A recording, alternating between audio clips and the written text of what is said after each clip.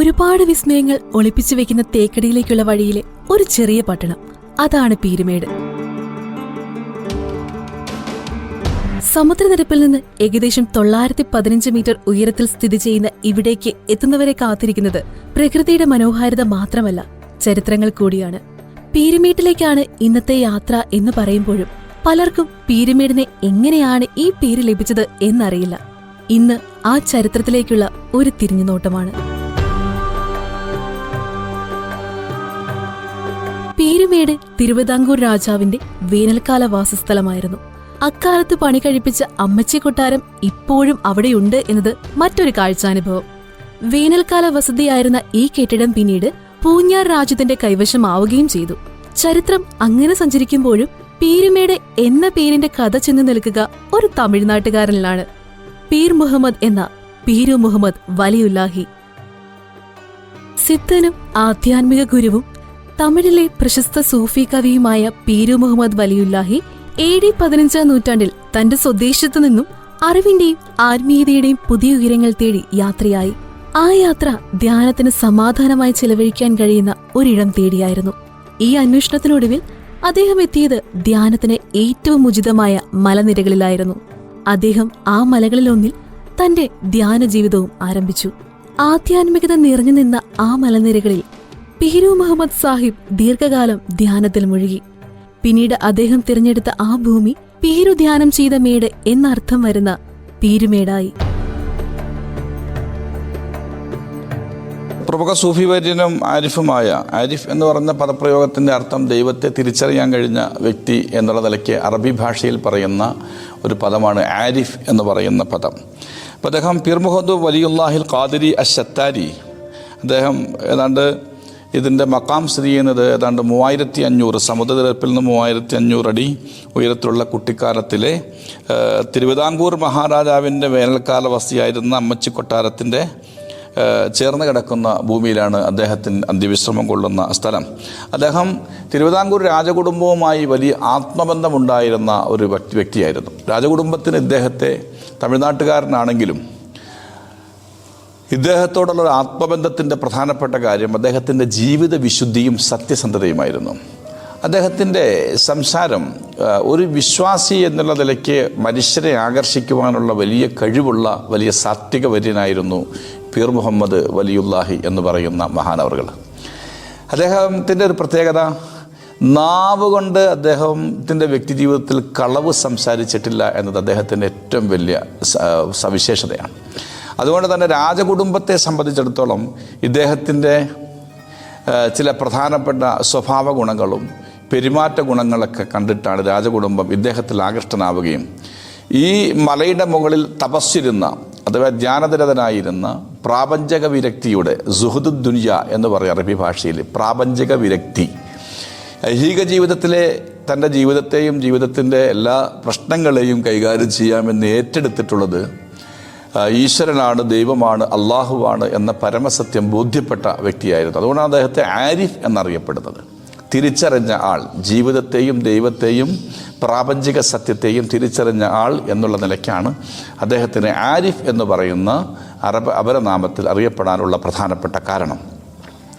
അതുകൊണ്ട് ഏത് മലമുകളിൽ വസിക്കുന്ന വിഹരിക്കുന്ന എത്രയോ കാടുകളിൽ സഞ്ചരിക്കുന്ന വിഹരിക്കുന്ന ജീവജാലങ്ങൾക്ക് എത്രയോ ടൺ കണക്കിന് ഫുഡ് ആവശ്യമുണ്ട്. അത് കൊടുക്കാൻ യാതൊരു പ്രയാസവും ഇല്ലാത്ത ദൈവത്തിന് ഒരല്പം ഫുഡ് എനിക്കും തരാൻ യാതൊരു പ്രയാസം ഉണ്ടാവുകയില്ല എന്ന ഒരു മനുഷ്യൻ്റെ തിരിച്ചറിവും ആത്മബോധവും ആ ആത്മബോധവുമാണ് വാസ്തവത്തിൽ ഈ സ്ഥലത്ത് അദ്ദേഹത്തെ എത്തിക്കുകയും അഴുത എന്ന പേരിൽ അറിയപ്പെട്ട ഈ സ്ഥലത്തെ പീരുമേട് എന്നറിയപ്പെടുന്ന സ്ഥലമായി മാറാനുള്ള കാരണക്കാരൻ മഹാനായ പീർ മുഹമ്മദ് വലിയുല്ലാഹി എന്ന ചരിത്ര പുരുഷനാണ്.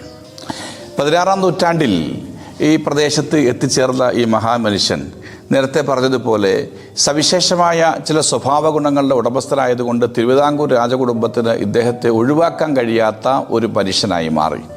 രാജകുടുംബത്തിൻ്റെ സ്ഥിര സന്ദർശകനും രാജകുടുംബം വലിയ ഹൃദ്യമായ വരവേൽപ്പും ബഹുമാനവും ആദരവും നൽകിയ ഈ സാത്വിക മനുഷ്യൻ ആ കുടുംബത്തിൻ്റെ ഭാഗമായി മാറുകയും ഒരു നാൾ അദ്ദേഹം ഈ പ്രാപഞ്ചിക ജീവിതം വിട്ട് മരണപ്പെടുകയും ചെയ്തു. മരണാനന്തര കർമ്മങ്ങൾ. രാജകുടുംബത്തെ സംബന്ധിച്ച് അദ്ദേഹത്തിൻ്റെ മരണം വലിയ സങ്കടം ഉണ്ടാക്കിയതാണ്. രാജാവിന് വലിയ ഹൃദയ നൊമ്പരമുണ്ടാക്കിയതാണ് അദ്ദേഹത്തിൻ്റെ വിയോഗം. ആ വിയോഗത്തിൽ മനസ്സ് നൊന്ത രാജകുടുംബം എപ്പോഴും ഇദ്ദേഹത്തിൻ്റെ ശവം, അദ്ദേഹത്തിൻ്റെ ബോഡി അല്ലെങ്കിൽ അദ്ദേഹത്തിൻ്റെ മയ്യത്ത് കബറടക്കം ചെയ്തു എങ്കിലും ആ കുടുംബം തൃപ്തമായിരുന്നില്ല. പക്ഷേ ഇദ്ദേഹത്തിൻ്റെ മരണശേഷം രാജകുടുംബത്തിൽ കുറേ അസ്വസ്ഥതകൾ പ്രകടമായി.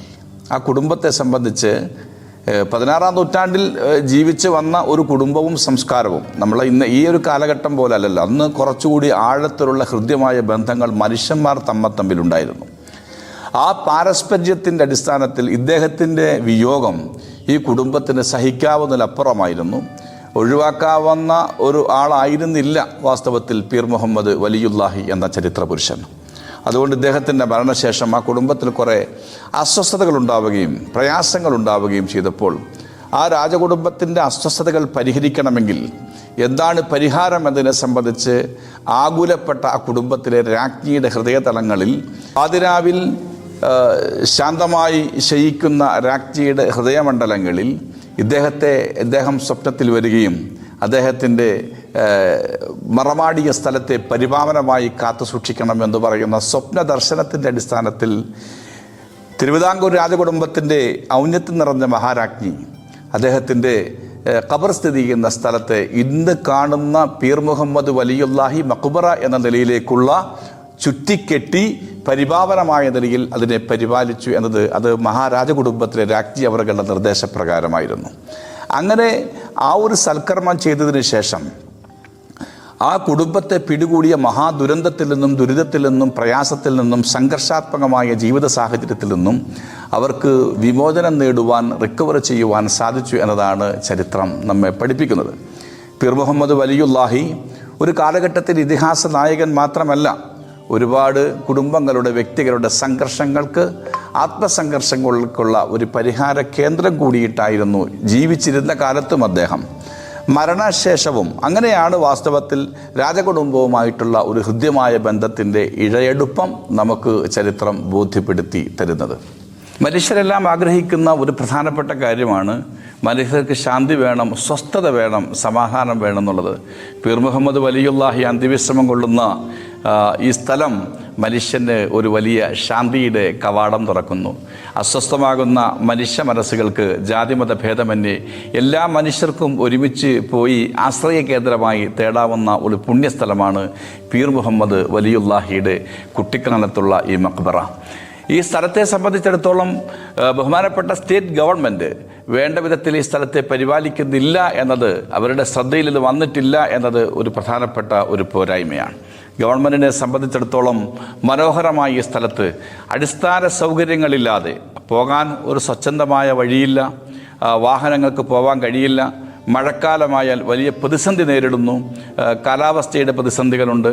പക്ഷേ ഈ മഹാനവറുകൾ അന്ത്യവിശ്രമം കൊള്ളുന്ന സ്ഥലത്ത് എത്തിപ്പെടുന്ന ഒരു ടൂറിസ്റ്റിനെ സംബന്ധിച്ചിടത്തോളം, ഒരു സഞ്ചാരിയെ സംബന്ധിച്ചിടത്തോളം അവിടെ എത്തിപ്പെടുമ്പോൾ കിട്ടുന്ന ഒരാശ്വാസം അവിടെ പോയി ഇന്ന് വരെ ഈ നിമിഷം വരെ പോയ എല്ലാവർക്കും ബോധ്യപ്പെടുന്ന കാര്യമാണ്.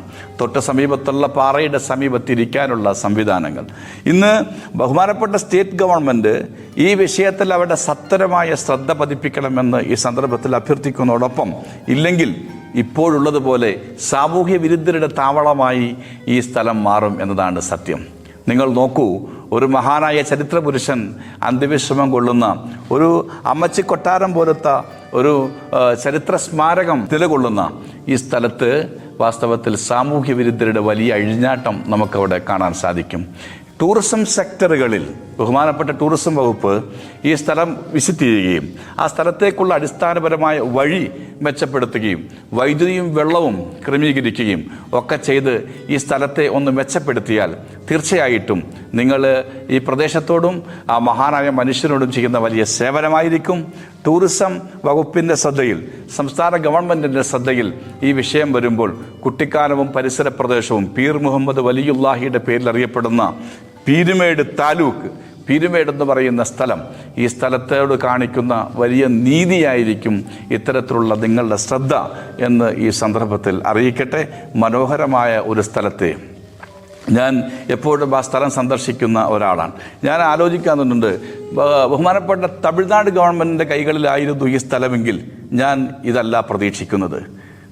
തമിഴ്നാട് സ്റ്റേറ്റ് ഗവൺമെൻറ് ഇത്തരത്തിലുള്ള ടൂറിസം ഡെസ്റ്റിനേഷനുകളെ എത്ര മാതൃകാപരമായിട്ട് അവർ പരിപാലിക്കുന്നത് എന്ന് തമിഴ്നാട് സ്റ്റേറ്റോട് സഞ്ചരിക്കുമ്പോൾ നമുക്കൊക്കെ ബോധ്യപ്പെട്ടിട്ടുള്ളതാണ്. പക്ഷേ സ്റ്റേറ്റ് ഗവൺമെൻറ്, കേരള ഗവൺമെൻറ് ഇക്കാര്യത്തിൽ അടിയന്തരമായ ശ്രദ്ധ പതിപ്പിക്കണമെന്നും ഈ വിഷയങ്ങൾക്ക്, ഈ സാമൂഹ്യ അഴിഞ്ഞാട്ടങ്ങൾക്ക് ഒരു വലിയ പരിഹാരം കാണണമെന്നും ഈ സന്ദർഭത്തിൽ ഉണർത്തുവാൻ ഞാൻ ആഗ്രഹിക്കുന്നു. ഒരു തീർത്ഥാടന കേന്ദ്രം എന്ന നിലയിൽ ആ മലയും അതിലെ കല്ലറയും ഇന്നും നിലനിൽക്കുന്നുണ്ട്. കഠിനമായ പാത താണ്ടി വിശുദ്ധിയും മനോഹാരിതയും നിറയുന്ന പീരുമലയുടെ ചിരിവിലെത്തുമ്പോൾ ആ ഖബറിടം നമുക്ക് കാണാം. ചരിത്ര സ്മാരകം എന്നതിലുമുപരി ഒരുപാട് കഥകൾ പറയാൻ പേരിനോടൊപ്പം കാലത്തെയും അനർത്ഥമാക്കുന്ന പ്രകൃതിയുടെ വിസ്മയങ്ങളാണോ അതോ ഈ ചരിത്രമാണോ പീരുമേടിനെ പൂർണ്ണമാക്കുന്നത് എന്നൊരു ചിന്തയുടെ ആവശ്യമേ ഇല്ലാത്ത വിധം ഇവ രണ്ടും ഒന്നു ചേർന്ന് പീരുമേട് നിങ്ങളെയും സ്വാഗതം ചെയ്യും.